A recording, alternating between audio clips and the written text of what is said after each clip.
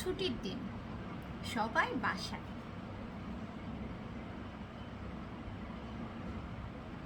ঘরের বউ রান্নাঘরে, হাজবেন্ড ঘুমে থেকে উঠে ফোন টিপতেছে শুয়ে শুয়ে।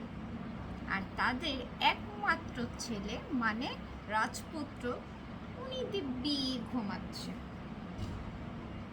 তো রান্নাঘরের কাজ করে রহিমার তো অবস্থা খুবই খারাপ। সে তার হাজবেন্ডের সাথে চিল্লাচ্ছে, কি এবার কি উঠবে, বাজারে কি যাবে, নাকি আমার মাথা কেটে তোমাকে রান্না করে দেব। তখন পাশের রুম থেকে তার হাজবেন্ড বলে, হ্যাঁ হ্যাঁ যাচ্ছি যাচ্ছি, এখনই যাব। রহিমা আবার নিজে নিজে রান্নাঘরে কথা বলতে শুরু করে যে এই বাপ বেটা বাসায় থাকলে তো আমার জীবনটাকে তেজপাতা করে দেবে। তখন হুট করে পাশের রুম থেকে তার হাজবেন্ড তাকে বলে, লেবু দিয়ে চিনি দিয়ে একটু ভালোভাবে আমাকে শরবত বানিয়ে দিবে, খুব গরম লাগতেছে।